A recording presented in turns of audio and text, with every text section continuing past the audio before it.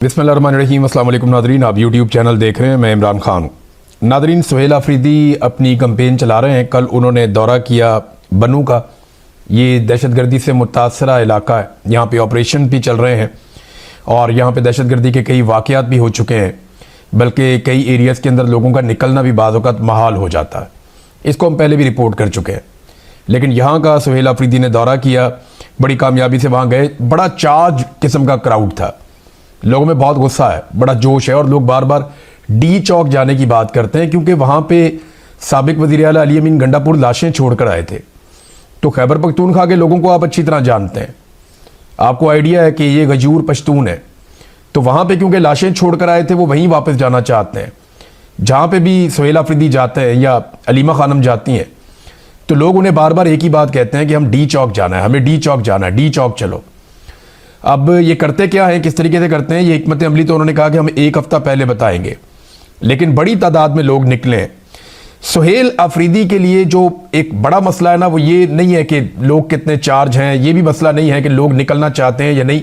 बड़ा मसला ये है कि वो इतने ज़्यादा लोगों को कैसे अकोमोडेट करेंगे और किस तरीके से इतनी बड़ी तादाद में लोगों को लेकर इस्लामाबाद की तरफ जाएंगे, और वो लोगों को कैसे कायल करेंगे कि सबको निकलना है। उसके लिए एक उम्मीद देनी पड़ेगी उन्हें लोगों को, क्योंकि मायूसी बहुत ज़्यादा फैलाई गई है मीडिया के ज़रिए से, मिलिट्री एस्टेब्लिशमेंट के अपने प्रोपेगेंडास के ज़रिए से और दीगर ज़राए से। उन्होंने काफ़ी मायूसी फैलाई है, जितना जुल्म और जबर किया उसके बाद फिर लोगों की हालत भी बड़ी पतली कर दी है महंगाई को बढ़ा के। तो लोग तो निकलना चाहते हैं, उन्हें यह भरोसा दिलाना कि आप निकलेंगे तो इससे फ़र्क पड़ेगा, उन्हें यह भरोसा दिलाना कि आप निकलेंगे तो निज़ाम जो है वो हथियार फेंकेगा, और लोगों को यह भरोसा दिलाकर साथ अपने लेकर जाना, ये एक बड़ा टारगेट है सुहेल अफरीदी के लिए। देखिए, उनकी अपनी पार्टी के अंदर भी बहुत सारी मुश्किलात हैं उनके लिए। बहुत सारे लोग जो माजी में कामयाब नहीं हुए, वो नहीं चाहेंगे कि सुहेल अफरीदी कामयाब हो जाए, क्योंकि सियासत बड़ी जालिम चीज़ है। लोग बड़े मकसद से तवज्जो हटा देते हैं और छोटे छोटे फ़ायदों के लिए लड़ना शुरू हो जाते हैं। एक मिसाल है उर्दू में, जैसे कहते हैं कि अपनी बोटी के लिए किसी और का ऊँट ज़िबा कर देना, यानी अपनी एक बोटी के लिए पूरा ऊँट ही मार देते हैं।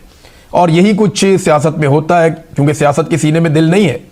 अब ना सिर्फ सुहेल अफरीदी के लिए जो बड़ा चैलेंज है वो ये है कि सबको इकट्ठा रखें, पार्टी के सारे लोगों को एक साथ शामिल करें, लेकिन कमांड अपने हाथ में रखें बैक वक्त, क्योंकि कमांड उनके हाथ से गई तो मामला सुहेल अफरीदी के हाथ से निकल जाएगा। क्योंकि जो कुछ भी दांव पे लगा हुआ है वो अब सुहेल अफरीदी का लगा हुआ है, किसी और का कुछ भी दांव पे नहीं लगा हुआ, क्योंकि अनाउंसमेंट सुहेल अफरीदी ने की है। सारे लोग सुहेल अफरीदी की तरफ देख रहे हैं। इमरान खान ने सुहेल अफरीदी को कहा था कि स्ट्रीट मूवमेंट की तैयारी करो, लिहाजा सारा कुछ सुहेल अफरीदी का दांव पे लगा हुआ है। उनकी अपनी सियासत, उनकी इज्जत, उनकी जिंदगी, हर चीज दांव पे लगी है, और उन्हें सारों को साथ लेकर भी चलना होगा और साजिशों से भी बचना होगा। पब्लिक को यकीन भी दिलाना होगा कि जब वो निकलेंगे तो इससे फर्क पड़ेगा, और ऐसा बंदोबस्त भी करना होगा कि बड़े पैमाने पर लोग निकलकर उनके साथ चल पड़े। यहां जो जनूबी इजला है, यहां पे एक और प्रॉब्लम भी है, और वो ये है कि लोग शिकवा करते हैं कि इन इलाकों में बहुत सारी चेक पोस्ट है और हमें बार बार रोका जाता है, हमें तंग किया जाता है। यही प्रॉब्लम जो है वो बलूचिस्तान में भी आता है, यही मसला जो है वो खैबर पख्तूनख्वा में भी आता है। और लोग बार बार कहते हैं कि जो कंटोनमेंट्स बनाए गए हैं खैबर पख्तूनख्वा के मुख्तलिफ इलाकों में, वहाँ पर तलाशी की वजह से और रुकावटों की वजह से, नाकों की वजह से उनकी बड़ी तजलील होती है, उन्हें बड़ी परेशानी होती है, उनकी तलाशियाँ ली जाती हैं। फिर ये लोग बापर्दा लोग हैं, इनकी खवातीन बाज़ों का साथ होती हैं, तो वो भी एक बड़ा प्रॉब्लम हो जाता है। मुझे माजी में मेरे एक दोस्त थे मिलिट्री में, ब्रिगेडियर साहब, उन्होंने कहा था जी यहाँ पे सबसे बड़ा इशू ये है कि खवातीन जब इनके साथ होती हैं ना, तो ये बहुत ज़्यादा गुस्से में आ जाते हैं और ये नहीं चाहते कि इनकी गाड़ी को चेक किया जाए या कोई तलाशी ली जाए। ये उसे अपनी तौहीन समझते हैं। पश्तून और बलोच, इन लोगों में ये प्रॉब्लम है। प्रॉब्लम क्या है, उनका अपना एक कल्चर है, तो जब आप कल्चर के साथ टकराते हैं तो फिर उसका रद्द अमल तो आता है। अब यह है कि सुहेल अफरीदी ने कहा कि जनाब जो कंटोनमेंट्स क्यों नो गो एरिया बने हुए हैं, यानी ये सड़कें उन्होंने कहा कि हमने अवाम के लिए बनाई हैं, ये हमने नाकों के लिए या इदारों की हिफाजत के लिए सड़कें नहीं बनाई। यानी इदारे अगर अपनी हिफाजत करना चाहते हैं तो वो ज़रूरी तो नहीं है कि सड़कें बंद करके अपनी हिफाजत करें। पूरी दुनिया में इदारे अपनी हिफाजत करते हैं, सड़कें बंद किए बगैर भी करते हैं, लेकिन जिस तरीके से यहाँ पे नो गो एरिया बना दिया जाता है कंटोनमेंट को, वो एक प्रॉब्लम है। तो सुहेल अफरीदी ने उस पर वार्निंग दी कि उन्हें ख़त्म किया जाए, बल्कि उन्होंने कहा कि मेरे पेशावर जाने से पहले ख़त्म किया जाए। उन्होंने कोर कमांडर से भी कहा कि यह ज्यादती है ये ज्यादती ना की जाए। सड़कें हमने आवाम के लिए बनाई हैं, ये हमने नाकों के लिए नहीं बनाई, या इदारों की हिफाजत के लिए सड़कें हमने तामीर नहीं की। आवाम के पैसा आवाम पे लग गया, सड़कें बन गई तो लोगों को वो सहूलत लेने दें। देखिए ना, भारत ने अपने कंटोनमेंट्स खत्म कर दिए। भारत ने आज़ादी मिली और लगभग 7 दहाइयों तक उनके वहां पे कंटोनमेंट्स रहे। कंटोनमेंट मैं आपको बताऊं, ये वो इलाका होता है जो फौज के ज़ेरे कंट्रोल होता है, या उसको छावनी का इलाका कहते हैं, जहां पे फौजी निज़ाम चल रहा होता है, इसे कंटोनमेंट कहते हैं। यहां की सिक्योरिटी और दीगर बहुत सारी चीज़ें फौज के कंट्रोल में रहती हैं, तो बेशुमार चीज़ें रहती हैं, उससे बहुत सारा पैसा भी बाज़ों का जनरेट होता है। तो इंडिया ने तो अपने कंटोनमेंट्स खत्म कर दिए, और पाकिस्तान में हर थोड़े अरसे के बाद एक नया कंटोनमेंट एरिया बन जाता है, नए लोगों को वहां पे खपा दिया जाता है, वहां से ज्यादा इनकम जनरेट होना शुरू हो जाती है। तो ये ऐसा लगता है कि कंटोनमेंट्स के अंदर कोई और मखलूक रहती है और बाहर कोई और मखलूक रहती है। यानी कंटोनमेंट्स के बाहर रहने वाले पाकिस्तानी भी उतने ही महफूज होने चाहिए जितना कि कंटोनमेंट्स के अंदर रहने वाले पाकिस्तानी महफूज हैं। कंटोनमेंट्स के अंदर जो लोग रहते हैं उनके खून का रंग भी सुर्ख है, उनके पास भी ग्रीन कलर का शनाख्ती कार्ड है, वो भी एक आम पाकिस्तानी है, और जो कंटोनमेंट के बाहर रहते हैं वो भी आम पाकिस्तानी है।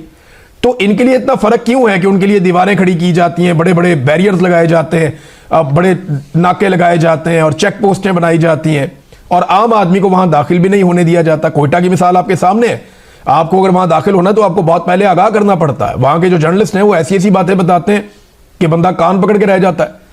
ये बयान जो है मैंने चेक किया, सारा डाटा निकाला 2013 से लेके 2017 तक का, तो उस डाटा के मुताबिक रुपए की कदर कम हुई थी। मियाँ साहब कह रहे हैं कि डॉलर 1 रुपया भी नहीं बढ़ा। जब मियाँ साहब की हुकूमत आई तो 98 का था। जब मियाँ साहब की हुकूमत खत्म हुई, यानी मियाँ साहब को वजारत उज़्मा से हटाया गया, बाद में भी मियाँ साहब की अपनी हुकूमत थी, शाहिद का खान अब्बासी को लगाया गया था, इसहाक डार ही वजीर खजाना थे, लगभग 110 के आसपास, 98 से इनको मिला था। इमरान खान को जब हुकूमत मिली थी तो 129 रुपए का था। यानी मियाँ साहब को जब हुकूमत मिली थी तो डॉलर था 98 का, इमरान खान साहब को जब हुकूमत मिली थी तो डॉलर था 129 रुपए का। फिर उसके बाद शहबाज शरीफ साहब को 178 की मिली और आज 278 रुपए का डॉलर है, और ये 300 से ऊपर भी जा चुका है। बीच में इतना ज़्यादा एक जंप लगा था, लेकिन आज 278 रुपए का ये बहुत महंगा है। और ये इसहाक डार साहब की पॉलिसियां हैं जिनकी वजह से पाकिस्तान यहां पे पहुंचा, ये बात सारे मानते हैं। आप जब भी कभी पाकिस्तान का पूरा ऑडिट कर लें आप इकोनॉमी का, तो आपको पता चलेगा कि इसहाक डार साहब के फैसलों ने कितना नुकसान पहुंचाया। और मियाँ साहब के लगाए हुए जो IPPs थे, जो मियाँ साहब ने अपने दौरे हुकूमत में लगाए, उन IPPs ने जो बिजली के मंसूबे लगाए गए, जिनमें यह मुआहदा किया गया कि आप बिजली बनाएं या ना बनाएं, हम आपको बिल अदा करेंगे। ये जो मुआहदा किया गया, जिन लोगों के साथ किया गया, जिसमें बड़े बड़े कमीशन थे, इन मुआहदों ने पाकिस्तान की मईशत की कमर तोड़ के रख दी। आज मियाँ साहब कहते हैं जी हम कमाल काम कर रहे हैं, वो ये कह रहे हैं शहबाज शरीफ साहब दिन ब दिन हालात बेहतर कर रहे हैं। हालांकि हकीकत यह है कि मईशत भी नीचे जा रही है, गुर्बत बढ़ रही है, बेरोजगारी बढ़ रही है, महंगाई बढ़ रही है। डॉलर देखें आपके सामने, पेट्रोल की कीमतें पूरे खित्ते में सबसे ज़्यादा हमने बढ़ा दी हैं, बदअमनी भी पाकिस्तान में बढ़ रही है। जब सारे हालात लगातार ख़राब हो रहे हैं तो मियाँ साहब कह रहे हैं कि उनका भाई बहुत अच्छे काम कर रहा है। और जब इमरान खान ने पूरी दुनिया में सबसे अच्छा परफॉर्म करके दिखाया था कोरोना वायरस के खिलाफ, तो मियाँ साहब कहते हैं वो दौर बहुत बुरा था। देखें, किसी की अच्छी चीज़ को तस्लीम करना चाहिए। मियाँ साहब ने अपनी ज़िंदगी में कुछ अच्छे काम किए हैं। यानी जब एक प्रेशर आया मियाँ साहब के ऊपर, जब एटमी धमाका करना था, तो कम से कम उस दौर में एस्टेब्लिशमेंट ने किया हो, मियाँ साहब ने किया, मिलजुल के इन्होंने एटमी धमाके तो कर ही दिए थे ना। तो ये क्रेडिट जाना चाहिए, जो लोग उस वक्त थे उन सबको जाना चाहिए। तो इमरान खान को भी बहुत सारी चीज़ों का क्रेडिट जाना चाहिए। मियाँ साहब को अपना दिल बड़ा करना चाहिए कि बहुत सारे काम इमरान खान साहब ने बहुत अच्छे किए थे, जिन पे आजकल उनकी बेटी, उनका भाई जाकर अपने नाम की तख्तियां भी लगा लेते हैं बाज़ औक़ात। नादरीन, राणा सनाउल्लाह साहब ने एक स्टेटमेंट दिया। उन्होंने कहा जी कि आइन और कानून सियासी जमातों को एहतजाज की इजाज़त देता है, लेकिन वो सहूलत पाकिस्तान तहरीक इंसाफ को मैसर नहीं है। यानी ये इन्हें वो सहूलत नहीं दी जा सकती क्योंकि पाकिस्तान तहरीक इंसाफ पर 9 मई का इल्ज़ाम है, ये राणा सनाउल्लाह ने कहा। तो मामला ये है कि कल मिलिट्री एस्टेब्लिशमेंट की किसी और पॉलिटिकल पार्टी से अगर लड़ाई हो जाएगी तो वो उनके ऊपर कोई भी इल्ज़ाम लगाएं और वो ये कहें कि इनको हमने कोई जलसा जुलूस नहीं करने देना, कोई सियासी एक्टिविटी हमने इनको नहीं करने देनी, ये इलेक्शन जीतेंगे भी तो हमने इनको नताइज नहीं देने, तो फिर वो पॉलिटिकल पार्टी क्या करेगी? देखिए 9 मई अपनी जगह पे है, वो अब एक कानूनी मामला है, वो अदालतों में चलने दीजिए, वहां पे सबूतों की बुनियाद के ऊपर फैसले होने दीजिए। अदालतें जाने और 9 मई जाने, आप सबूत ले आए, सीसीटीवी फुटेज ले आए, बाकी चीजें ले आए, शवाहिद ले आए, उसकी बुनियाद पे आप लोगों को सजा दिलवाएं। कई जगह पे लोग बाइज्जत बरी भी हुए हैं, कई जगह पे लोगों को सजाएं भी हुई हैं। तो 9 मई को खालिसतन एक कानूनी मामला रहने दिया जाए तो बेहतर है। अब इसकी बुनियाद पे आप ये तय नहीं कर सकते कि लोगों को ये हक ही नहीं है कि वो एहतजाज करें। वो एक पॉलिटिकल पार्टी है। अगर आप फर्ज कर लेंगे 9 मई में पाकिस्तान तहरीक इंसाफ के लोग एहतजाज करने निकले भी, अव्वल तो तहरीक इंसाफ बड़ा कैटेगोरिकली कहती है, इमरान खान साहब भी, कि ये एक फॉल्स फ्लैग ऑपरेशन था और सीसीटीवी चोरी जिन्होंने की है, सीसीटीवी फुटेज, वही इसके लिए जिम्मेदार है। और वो ये कहते हैं कि जानबूझकर नकाबपोश भेजे गए जिन्होंने तोड़फोड़ की है, हमारा तो इससे लेने देने ही कोई नहीं है, वो ये कहते हैं। लेकिन आप फर्ज कर लें कि अगर फिर भी पाकिस्तान तहरीक इंसाफ, तो करोड़ों उनके वोटर्स हैं, आप चंद हजार लोगों की बुनियाद के ऊपर कैसे फैसला कर सकते हैं? चंद सौ या चंद हजार लोगों की बुनियाद के ऊपर आप कैसे कर सकते हैं कि करोड़ों लोगों का आप हक ही छीन लेंगे? ये तो नहीं हो सकता ना। तो ये ज्यादती है जो राना सनाउल्लाह साहब ने की। शेर अफजल मरवत ने एक स्टेटमेंट दिया, ये स्टेटमेंट मैं आपके सामने जरूर रखना चाहूंगा। मरवत साहब, जिन्हें इमरान खान साहब ने पाकिस्तान तहरीक इंसाफ से निकाल दिया था, उन्होंने दावा किया है कि जनरल फैज़ उनके ख्याल में रिटायरमेंट के बाद सियासत में मुदाखलत कर रहा था और उसने जेल में इमरान खान साहब से मुलाकात भी की थी, जिसकी वजह से शेर अफजल मरवत ने कहा कि एक डिप्टी सुपरिटेंडेंट अकरम गिरफ्तार हुआ था। असल में ये गिरफ्तार नहीं हुआ था, ये डिप्टी सुपरिटेंडेंट अकरम जो है, इसको बाकायदा अगवा किया गया था 13 और 14 अगस्त की रात को 2024 में। फिर काफ़ी दिनों के बाद, लगभग 1.5 महीने के बाद इसका पता चलता है और ये मिल जाता है, फिर इसकी गिरफ्तारी डाल दी जाती है। इसके ऊपर इल्ज़ाम ये था कि इसने सहूलत कारी की है किसी गैर मुल्की पाकिस्तान तहरीक इंसाफ की शख्सियत की राब्ता करवाने में इमरान खान साहब के साथ। यानी इमरान खान साहब के किसी गैर मुल्की पाकिस्तान तहरीक इंसाफ की शख्सियत के साथ राब्ता करवाने में या मैसेजिंग करने में, पैगाम रसानी में सहूलत कारी की है इस डिप्टी सुपरिटेंडेंट ऑफ जेल ने। ये इसके ऊपर इल्ज़ाम था। ये वाला इल्ज़ाम तो आज तक कभी नून लीग ने भी नहीं लगाया। ये वाला इल्ज़ाम तो आज तक इमरान खान के बदतरीन दुश्मनों ने भी नहीं लगाया कि जनरल फैज़ जेल में गया और जाकर इमरान खान साहब से मिला। ये इल्ज़ाम शेर अफजल मरवत साहब ने लगाया। अब इमरान खान साहब की मैं दाद देता हूं कि उन्होंने इतनी जल्दी कैसे पहचान लिया कि शेर अफजल मरवत को पार्टी से निकालना ज़रूरी है या शेर अफजल मरवत से अपनी राहें जुदा करना बहुत ज़रूरी है। आप फ़र्ज़ करें अगर इमरान खान साहब को ताख़ीर हो जाती और इमरान खान साहब को पहले ही कैद तन्हाई में डाल दिया जाता और उसके बाद शेर अफजल मरवत साहब जो कहते रहते, हर एक को यकीन करना पड़ता और वो बात रजिस्टर्ड हो जाती। आज अगर शेर अफजल मरवत कोई बात करते हैं तो लोग उस पर भरोसा नहीं करते। लोग कहते हैं कि इमरान खान ने क्योंकि इन्हें पार्टी से निकाल दिया, लिहाजा अब ये बदला ले रहे हैं या गुस्से में है मरवत साहब। लेकिन अगर इमरान खान साहब इन्हें पार्टी से ना निकालते और कैद तन्हाई में चले जाते तो आज जो भी शेर अफजल मरवत कह रहे होते, उसके ऊपर जो है वो पूरे आपके टीवी चैनल्स के ऊपर ब्रेकिंग और फट्टे और सब कुछ चल रहे होते कि पाकिस्तान तहरीक इंसाफ के रुकन शेर अफजल मरवत, इमरान खान साहब के करीबी साथी और वकील शेर अफजल मरवत ने ये भी कह दिया, वो भी कह दिया। तो इमरान खान ने लकीली टाइमली इस बारे में फैसला कर लिया था। हर वाक़े की सीसीटीवी फुटेज इनके पास आ जाती है, जारी कर देते हैं, लेकिन मोहम्मद हुसैन वाले वाक़े की सीसीटीवी फुटेज इन्होंने जारी नहीं की। अब वो क्या है जो ये छुपाने की कोशिश कर रहे हैं, इसके बारे में हमें तो आइडिया नहीं है। सरकार को चाहिए कि अभी तक फुटेज जारी करती, पता चलता कि जनाब इस इंसिडेंट में क्या हुआ, लेकिन ना उसकी फुटेज जारी की जा रही है, ना उसकी मजीद जो शवाहिद और तफसीलात हैं वो सामने रखी जा रही हैं। बहरहाल ये था भारत और पाकिस्तान का फर्क। और मेडल्स नवाजे जा रहे हैं पाकिस्तान में किन लोगों को? जो लोग इस रजीम को सपोर्ट करते हैं, सिर्फ वफादारी और आप वो कह लें कि चापलूसी की बुनियाद के ऊपर ये मेडल्स बांटे जा रहे हैं। नाज़रीन, खबरें चल रही हैं कि पाकिस्तान तहरीक इंसाफ को ये ऑफर दी गई है कि 28वीं आईनी तरमीम आप करवा दें तो आपके बहुत सारे मामला हल हो जाएंगे, फ्यूचर में इमरान खान भी बाहर आ जाएंगे तो आपके लिए रास्ते खुल जाएंगे। लेकिन ये खबरें चल रही हैं मार्केट में, इनमें कितनी सदाकत है इसके बारे में आप कुछ कह नहीं सकते। अगर पीपल्स पार्टी और PMLN आपस में हाथ मिलाकर रखते हैं तो फिर तो इसकी ज़रूरत नहीं पड़ेगी।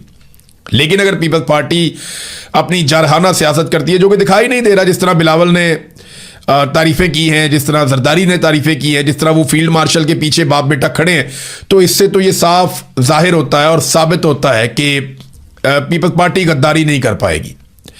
वो हमेशा वफादार रहेगी और एस्टेब्लिशमेंट की हाँ में हाँ मिलाकर रखेगी। लेकिन अगर फिर भी किसी जगह पे कोई प्रॉब्लम आता है तो पीपल्स पार्टी को हीरो बना दिया जाएगा और पीटीआई को विलन बना दिया जाएगा पीएमएलएन के साथ खड़े करके। याद रखें, अगर पीटीआई ने ये एक आईनी तरमीम करवा दी ना, 28वीं आईनी तरमीम में पीटीआई ने हिस्सा ले लिया मौजूदा निजाम के साथ मिलकर, तो इससे दो चीजें हो। नंबर एक, मौजूदा निजाम को लिजिटिमेसी मिल जाएगी, इनके वजूद को बरकरार रखने के लिए इनको जवाब मिल जाएगा। नंबर एक, स्टैंप लग जाएगी कि ये लोग ठीक हैं, जायज लोग हैं, पीटीआई ने भी इनके साथ कोऑपरेट किया है।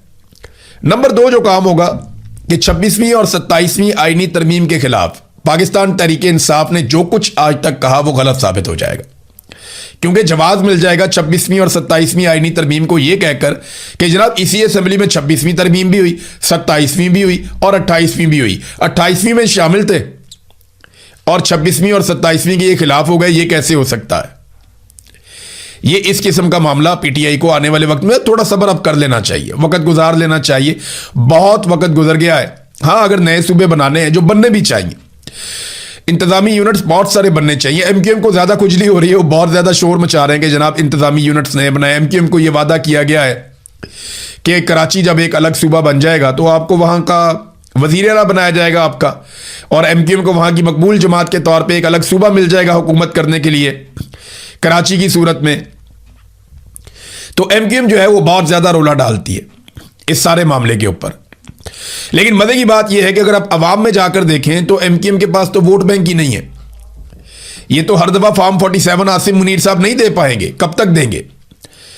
अभी तक तो देते चले आ रहे हैं, लेकिन क्या हर दफा दे पाएंगे? अगर ये अलग सूबे भी बन गए तो कभी ना कभी तो फ्री एंड फेयर इलेक्शन होगा, और जब भी कभी फ्री एंड फेयर इलेक्शन होगा तो वहां जमात इस्लामी और पाकिस्तान तहरीक इंसाफ जीतेंगे। एमक्यूएम तो बहुत महदूद और छोटी जमात बन गई है। अगर इस मरतबा एमक्यूएम को फॉर्म 47 ना दिए जाते तो उनके पल्ले तो सीटें ही कुछ नहीं थी। नाज़रीन, नवाज शरीफ साहब ने जो कल बयानात दिए उनके अदादोशुमार गलत हैं। उन अदादोशुमार को दुरुस्त भी साथ साथ करना चाहिए, क्योंकि ये बड़ा ज़रूरी है। मियाँ साहब ने बहुत अजीबोगरीब किस्म की अदादोशुमार दे दिए कि मेरे दौर में मईशत बहुत अच्छी चल रही थी, मेरे दौर के अंदर महंगाई बिल्कुल नहीं बढ़ रही थी, मेरे दौर के अंदर जो है वो 1 रुपया भी डॉलर की कीमत नहीं बढ़ी। मैंने कुछ फैक्ट्स आपके सामने रखे थे जहां पे मियाँ साहब गलत बयानी से काम ले रहे थे। अभी कुछ और चीजें आपको मैं बताता हूं कि 2013 में जब मियाँ साहब को हुकूमत मिली तो करंट अकाउंट खसारा था 2.5 अरब डॉलर। जब 2018 में मियाँ नवाज शरीफ साहब ने हुकूमत छोड़ी तो करंट अकाउंट खसारा था 19.89 अरब डॉलर्स। ये मियाँ नवाज शरीफ साहब का कारनामा था। 2013 में माली साल के इख्तिताम पर बरामदात 25 अरब डॉलर थी, जबकि 2018 में वो कम होकर 23 अरब डॉलर हो गई। अब ये होना तो ये चाहिए था कि वो 30 या 31 तक लेकर जाते 25 से बढ़ाकर, लेकिन उल्टा उन्होंने पाकिस्तान की बरामदात कम कर दी। फिर किसानों को जो मार पड़ी 2013 से लेकर 2018 तक, किसान उस दौर को एक स्याह दौर के तौर पे याद रखते हैं, और आज फिर किसानों का एक स्याह दौर चल रहा है। और सबसे बड़ा जुर्म जो शरीफ खानदान का था वो आईपीपीज को लाकर अजीबोगरीब किस्म के डॉलर्स के अंदर मुआहदे करना था कि आप बिजली बनाएं या ना बनाएं, हम आपको बिल देंगे, हम आपको पैसा देंगे, और आप अरबों रुपए, बल्कि अरबों डॉलर आप कहें कि आप अरबों डॉलर पाकिस्तानियों की जेबों से निकालते रहेंगे और हम आपकी इसमें मदद करेंगे, आइए हमारे साथ मुआहदे कीजिए। वो 2013 से 15 तक जो मुआहदे किए नवाज शरीफ साहब ने, पाकिस्तान की इकॉनमी की तबाही की सबसे बड़ी वजह वो मुआहदे थे। नाज़रीन, खैबर पख्तूनख्वा के साथ ज्यादती हो रही है, लगातार ज्यादती हो रही है। मुजम्मल असलम साहब ने भी इस पर आवाज़ उठाई है कि बाकी सूबों को ज़्यादा शेयर दिया जा रहा है तरक्याती मनसूबों में, और खैबर पख्तूनख्वा का शेयर जो है वो बहुत ज़्यादा महदूद किया जा रहा है। वफाक ने जो अपना तरक्याती बजट रखा है उसमें खैबर पख्तूनख्वा का हिस्सा इंतहाई कम रखा है। खैबर पख्तूनख्वा की सिर्फ 786 में से 7 स्कीमें हैं, और अगर आप जमशुदा इजला के फंड निकाल दें तो सिर्फ 2.2 अरब रुपए बनते हैं। यानी 1000 अरब रुपए में से खैबर पख्तूनख्वा के जो सेटल्ड एरियाज हैं वहां पे 2.2 अरब रुपए वफाकी हुकूमत खर्च करने जा रही है। ये कितनी बड़ी ज्यादती है। इसमें पंजाब के ऊपर सबसे ज्यादा पैसा खर्च करते हैं, फिर बाकी सूबों के ऊपर खर्च करते हैं। देखिए, खैबर पख्तूनख्वा के लोग या जो हमारे बलूचिस्तान के लोग हैं वो भी तो पाकिस्तानी हैं, उनके बच्चों के पैरों में जूती नहीं होती, उनको सहूलियात नहीं मिलती, उनके ऊपर तरक्याती बजट खर्च नहीं किया जाता, उनकी नौकरियों का बंदोबस्त नहीं किया जाता, फिर भी वो पाकिस्तानी है और वो पाकिस्तान के लिए अपना किरदार अदा करते हैं। यही बच्चे फोर्सेस में भर्ती होकर अपनी जानें भी कुर्बान करते हैं। यही बच्चे तालीम हासिल करके पाकिस्तान को आगे बढ़ाने के लिए भी अपना कंधा देते हैं। क्योंकि पंजाब में वसाइल बहुत ज़्यादा इस्तेमाल होते हैं, यहाँ के तलबा पे, यहाँ के लोगों पे पैसा बहुत खर्च होता है, तो ये इनके पास ज़्यादा मौका है आगे बढ़ने का।